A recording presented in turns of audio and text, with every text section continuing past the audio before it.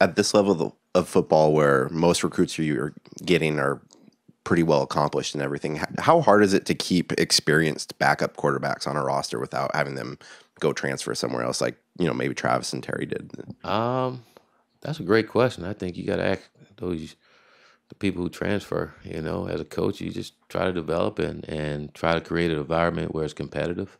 And I think that's when you create a winning football team and a winning program, when you have an environment where it's competitive all the time. So you just got to continue to try to create that environment and recruit guys that want to be competitive and want to compete and earn their jobs. You can't do anything about anyone that wants to go anywhere else and play. That's their own right, and you wish them nothing but the best. But I think as a program and what you're trying to build is a competitive environment, and that's what you want.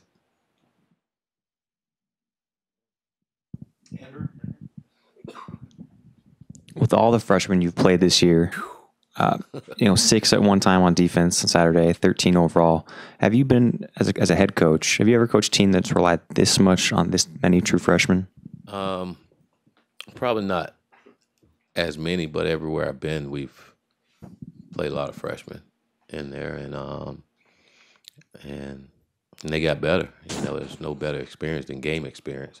And you take your lumps. You understand it's going to happen, especially when you're playing a winning program with some veterans on that side of the football. Those things are going to happen, but you just try to make sure you're sound in things you do and put them in a good position so they can make the plays they're capable of making, and understanding that there's going to be some hiccups here and there. You just try to limit those hiccups. You used a 4-3 defense at times against Stanford with Jelks at linebacker. Was that situational weak, because of Stanford's just their run game, or do you anticipate maybe that being a more common occurrence with the depth at linebacker being an issue?